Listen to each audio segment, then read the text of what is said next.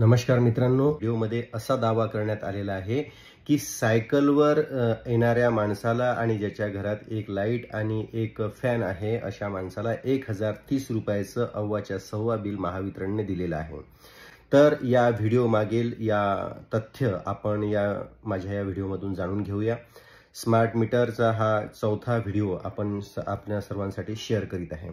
तर मित्रांनो बघा, सर्वात प्रथम मी आपणास सांगू इच्छितो की कुठलंही मीटर किंवा कुठलंही मशीन म्हणा, यंत्र म्हणा, हा त्याचा एक फायदा असा आहे की हा माणूस पाहून फिरत नाही। यंत्रामध्ये भावना नसतात, त्यामुळे मीटर जे आहे हे गरीब श्रीमंत, जात पात धर्म हे बघून फिरत नाही, तर त्यावर असणाऱ्या लोडनुसार फिरत असते। हे आपण एक नेहमी लक्षात ठेवलं पाहिजे। मित्रांनो, हे बंधू भेटले मला इथे आणि हे ह्या सायकलवर आलेले बरं का। इथे हे टाकळीमध्ये राहता आणि हातावर काम कर। काय विकता तुम्ही? काय विकता? डाळिंब विकता। किती पैसे कमवता रोज? किती पैसे? 200-300 रुपये। हा, तर हे त्यांचं लाईट बिल आहे मित्रांनो, 1020 रुपयाचं यांचं लाईट बिल आहे। घरामध्ये काय काय तुमच्या? एसी आहे का? एसी एसी नाही आहे? फ्रीज, वॉटर हीटर काहीच नाही, फॅन शिवाय नाही। आज मग काय काय हे सगळं नाही तर मग काय आहे? फॅन आहे तेवढा बस, फॅन लाईट। फॅन आणि लाईट किती लाईट आहे? हॅलोजन लाईट आहे का 1000 वॉटचा? सफेदवाले 30 वॉटचं, 20 वॉटचं, 10 वॉटचं। तर तुम्ही विचार करा कशी लूटमार सुरू झाली आहे या एमएसईबीची। बिल बघा, 1020 रुपये। घरामध्ये एक लाईट आणि एक फॅन, त्याचं हे बिल बघा। हे बघा, 600 रुपये पहिलेचं बिल होतं, 1000 रुपये 30 पण बिल होतं। बाजूला उभे राहा, तुमच्यावर गुन्हा दाखल होईल माझ्यामुळं। हे गुन्हा दाखल करण्यामध्ये एकदम एक्सपर्ट लोक असतात। आता हा जो ग्राहक होता हा सायकलवर चालत आलेला आहे म्हणून याला बिल कमी येईल असं होऊ शकत नाही। साहजिक ज्यांचा वापर कमी आहे त्यांचं बिल कमी यायला पाहिजे आणि ज्यांचा वापर जास्त आहे त्यांना जास्त। बरेचदा एखादा महल जरी असेल आणि तिथे विजेचा वापरच नसेल, तिथे कोणी राहायला नसेल, तर तिथे बिल येणार सुद्धा नाही।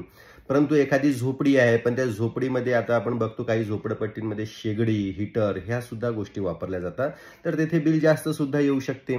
तर नेहमी लक्षात ठेवायचं की मीटर जे आहे हे त्यावर असलेल्या लोडनुसार किंवा वापरानुसार नेहमी फिरत असते आणि त्यानुसार बिल येत असते। तर आता हे बघून घेऊया आजचं आता जो यांनी दावा केलेला होता ग्राहकांनी की हे बिल असं जास्त आलेलं आहे, 1030 रुपयाचं किंवा 1020 बोलले ते, जे काही बिल आहे ते आलेलं आहे, खूप सारं बिल आलेलं आहे। तर आता मी हे बिल थोडं झूम करून बघत होतो, व्हिडिओ थांबून मी थोडासा बघितला। मला जास्त माहिती कंझ्युमर नंबर मला घेता आला नाही, नाहीतर आपण अगदी डिटेलमध्ये हा व्हिडिओ शेअर केला असता। परंतु जे त्या बिलावरून मला दिसलं, इथे बघा फक्त 40 युनिटचा वापर या ग्राहकाला गेलेला आहे आणि 40 युनिटचं बिल हे कधीही 1020 रुपये होऊ शकत नाही। आणि याचं एनर्जी बिल कॅल्क्युलेटर हे महाडिस्कॉमच्या www.wss.mahadiscom.in या संकेतस्थळावर किंवा महाडिस्कॉमच्या तुम्ही गुगलवर लिहिलं जरी एनर्जी बिल कॅल्क्युलेटर तरी तुम्हाला तिथे आपलं दिसून जाईल। तर या संकेतस्थळावर जाऊन त्या साईटवर जाऊन आपण टाकू शकता की 40 युनिटचं बिल किती होऊ शकते। आता हे जे बिल आहे हे नवीन वीज दर लागण्याच्या आधीचं आहे, त्यामुळे नक्कीच ते बिल कमीच असेल। आताचं जे बिल दाखवला जाणार आहे कॅल्क्युलेटर जिथे आपण तुम्ही बघू शकता, मी इथे तुम्हाला दाखवतो 40 युनिटचं बिल किती रेसिडेन्शियल टॅरिफला, तर ते बिल एवढं आलेलं आहे। तर अशा प्रकारे आता हे जे बिल आहे 1020 रुपये, यामध्ये मागील काही रक्कम थकीत आहे, त्यामुळे ही रक्कम जी आहे 1020 रुपये दिसत आहे। आणि इथे बघा, मी ते झूम करून तुम्हाला दाखवू शकतो। बघा, हा जो वापर आहे ते आलेख आपण हा ग्राहकांच्या माहितीसाठी दिलेला असतो। 12 महिन्यांचा वापर यावर आहे। आता 40 युनिटचा जर या ग्राहकाचा वापर आहे तर याचा तुम्ही वर्षभराचा वापर बघा। ही जी पहिली जी लाईन आहे, ही जी पहिली लाईन आहे, ही पहिली लाईन जी आहे ही सर्वात मोठी आहे आणि दुसरी सुद्धा, म्हणजे हे उन्हाळ्याच्या वापराची लाईन आहे।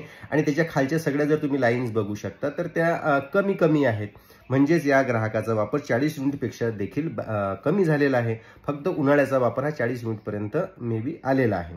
आणि मागचं सुद्धा बघू शकते की मागच्या जुलैला या ग्राहकाचा वापर बघा किती होता, 34 युनिट होता आणि या वर्षी या ग्राहकाचा वापर हा 40 युनिट झालेला आहे। तर मला तरी असं वाटते की या बिलामध्ये काही असं फार म्हणजे खूप सारं बिल आलेलं आहे, ग्राहक गरीब आहे आणि त्याची पिळवणूक महावितरणतर्फे होत आहे असा जो दावा केला जातो या व्हिडिओच्या माध्यमातून हा अत्यंत चुकीचा आहे.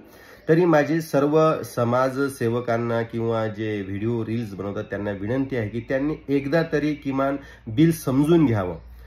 अतिशय आपण चांगला उपक्रम करता की समाजाच्या ज्या काही समस्या आहेत त्या आपण व्हिडिओ आणि रीलच्या माध्यमातून समोर मांडत असता. अगदी स्तुत्य उपक्रम आहे. फक्त त्या स्तुत्य उपक्रमातून आपण चुकीची माहिती तर प्रसारित करत नाही ना, हा थोडासा एक आपण भाग त्यामधून बघावा. आपण एकदा बघून घ्या की या ग्राहकाचं बिल हे एका महिन्याचं 1030 रुपये आहे का, तर हे नाही. आणि हे ग्राहकाकडे थकीत बिल होतं आणि थकीत बिल मिळून एकूण रक्कम ग्राहकाची ही 1030 रुपये झालेली आहे. तरी कृपया अफवांवर विश्वास ठेवू नका. आधी वीज बिल समजून घ्या आणि मग आपल्या शंका आणि प्रश्न आपण समाजापुढे मांडावे. एवढीच मी आपणास विनंती करतो. धन्यवाद.